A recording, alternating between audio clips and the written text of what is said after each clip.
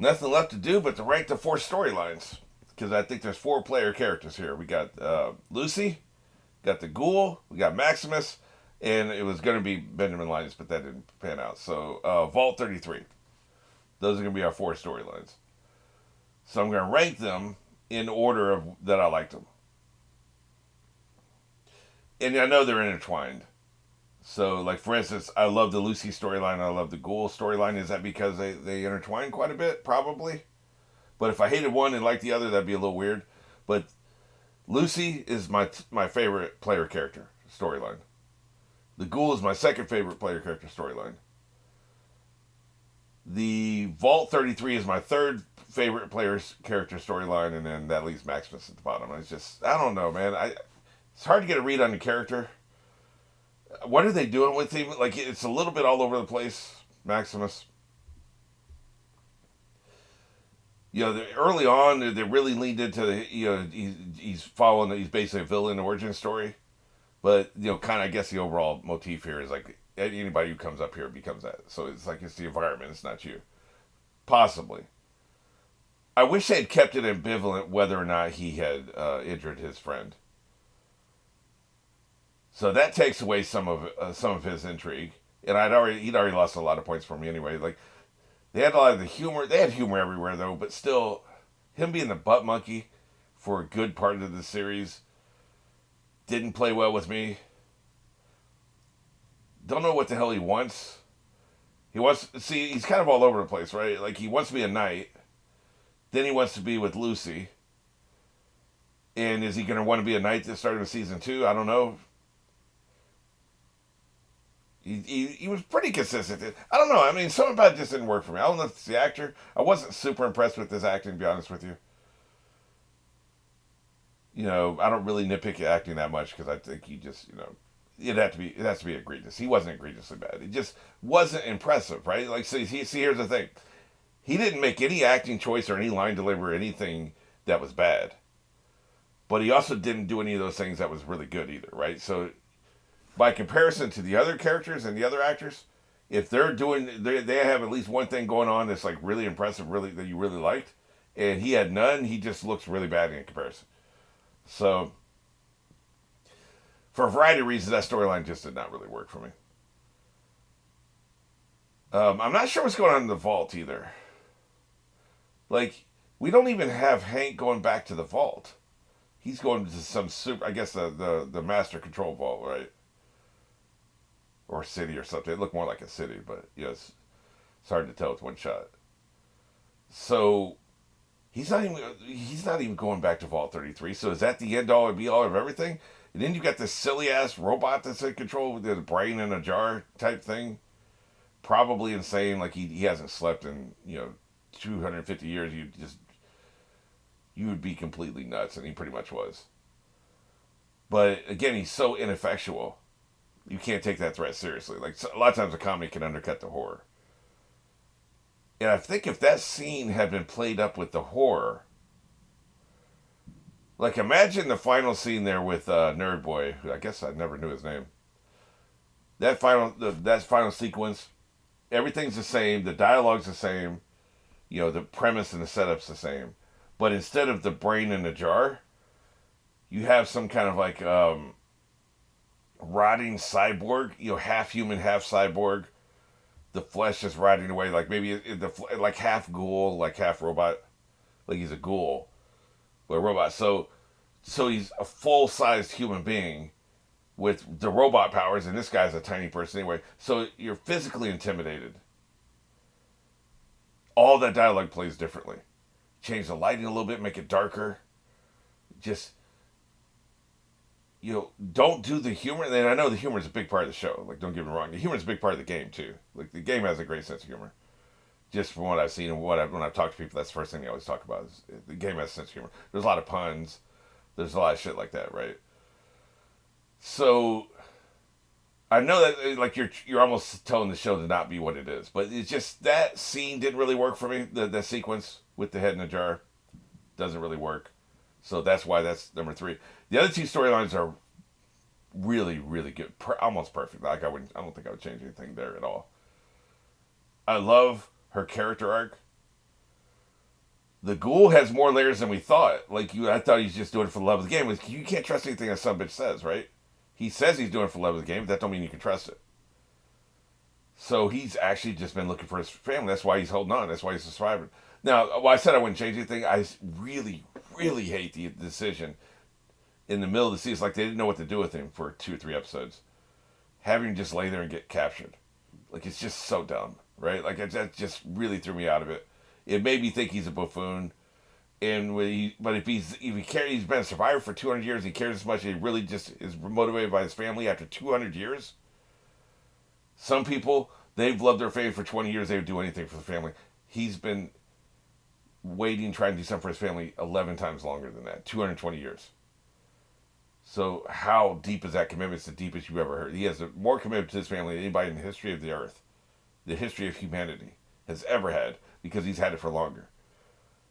And he's going to lay there and get drunk and get high and lay there in the wreckage of these dead people waiting for their buddies to show up, which you know they would. Like, this is a business. People show up at businesses all the time. Like that. So I would change that. That was just dumb. Just outright dumb. Everything else was perfect, though. Great storyline. Great season. I don't know how good of an adaptation this is. I don't think... It just doesn't seem like they adapted the video game. They made a new story within the video game universe, I think is what they did. Unless they adapted like Fallout 3 or something. Or Fallout 2. The only one I'm familiar with is Fallout 4. So, I thought this was like an adaptation, but what they did is, Last of Us was a perfect adaptation of the game as it was. This, I assuming this is a new story within the video game universe. This could be a game of its own. They could come out with this game. Like you got new characters, new storyline. I don't know if this fits within the continuity of everything. Like Shady Pines is part of the game. I know the games are all connected continuity wise in different time periods. Like one game is 40 years after the nuke's dropped, another game is 150 years after the nuke's dropped or something. I know that the games are all connected in continuity. I don't know if this fits into that game continuity or not. I'm assuming it does. If it does, this is a great addition to the lore. Like, this is just it's like having a new game they dropped into the lore, into the continuity. And they're telling one broad tapestry of a story. If they are. I'm making a lot of assumptions there. But yeah, man, it's just wild. I want to do one more thing real quick. Just because I've been curious about this since I remembered I watched the trailer. I'm going to rewatch the trailer now with you guys and see what I would have been spoiled on. Because I definitely watched the trailer before. So this will tell me what I was spoiled on. It's not everything I was spoiled on, but like what I was spoiled on is specifically in regards to the trailer. So. Hello there. I'm here to show you a wonderful place. Good shit, A homie. veritable Camelot, the nuclear age. Not made by God Almighty, but the working man. You can be a hero by purchasing a residence in a Vault-Tec vault today. Because if the worst should happen tomorrow, the world is going to need you to build a better day after. Yep, we saw that miniseries. At least I did.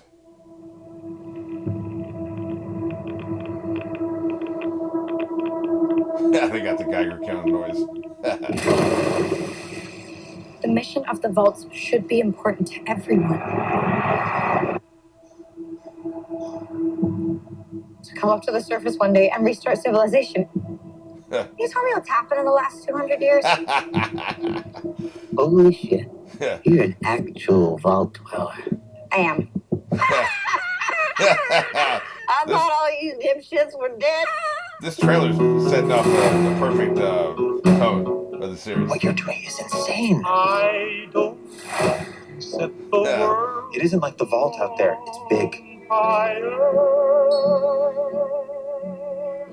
I just want to start. Well, shit.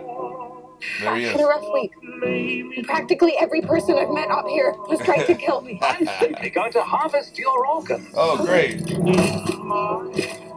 You need to go home. You come from a world of rules, of law. This is why I knew Benjamin last. You should not be alone.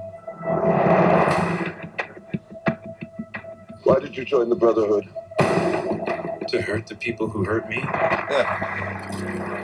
Well, People are going to come after you. He tried to do that at the end. Ain't much stays clean up here, Volty. He's wrecking havoc, man.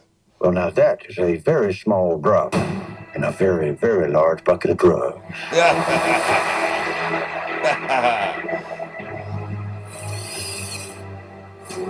Look out at this wasteland. Looks like chaos. But there's always somebody behind the wheel. Yep. That's the line from the very end of the series. Shit, they're showing a lot here, man.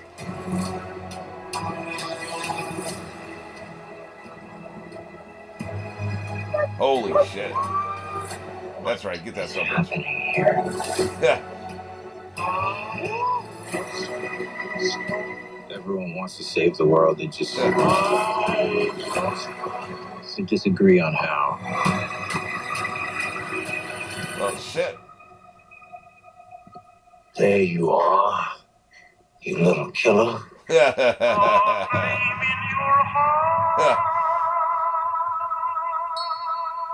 I love that guy. Sold. I'll definitely watch that show. So, really, I think the biggest thing that was spoiled there was that the robot is going to turn on you. I could see watching this trailer and being familiar with Fallout 4 and thinking it's going to follow the same plot line. Because that's this. If you just watch the trailer and you know about Fallout 4, you can make that assumption. She's out there looking for a baby. Her spouse is dead. Because I know in the game you can be either the guy or the girl. It doesn't matter. They just flip back and forth, right? Whichever one you played, the other one's dead, and then they take the baby. The baby goes with the other one, and they take the baby, right? Yeah, that's the only reveal, I think. Well, and the fact that Benjamin Linus is in this, and that there is, watching the trailer, that's probably where I got the idea of the four people. So when I first watched this, sat down to watch these reactions yesterday morning, it's taken me over a day, right? Just so much shit to do. But, I didn't remember watching the trailer. It wasn't until, I think it was episode 6 or 7 when they showed him filming the commercial that I remembered that from the trailer. And then I made that cross connection. Oh, yeah, I watched the trailer, right? But the trailer is probably what gave me the idea that there were 4 player characters. Because you had Benjamin Linus featured prominently in the trailer. You had the Ghouls featured prominently in the trailer. Maximus featured prominently in the trailer. And Lucy is featured prominently in the trailer. That must have been where I got that idea from. Well, not bad. That was, in all things considered, I don't think that this seems like it spoils a lot more if you've seen the series. But if you're just watching the trailer, I was trying to approach it as just watching the trailer. The biggest reveal, like I said, the only thing that really spoils is that the robot's going to turn on you. Other than that, there's just a lot of shots and some clever dialogue and stuff like that about the drugs, and that's a really good line. It's just a bunch of cool shots to make you want to watch the show. So that's a really well done trailer, actually. I have a dim view on trailer these days because I think that they pretty much suck. But this was a good trailer and great series. Can't wait for season 2.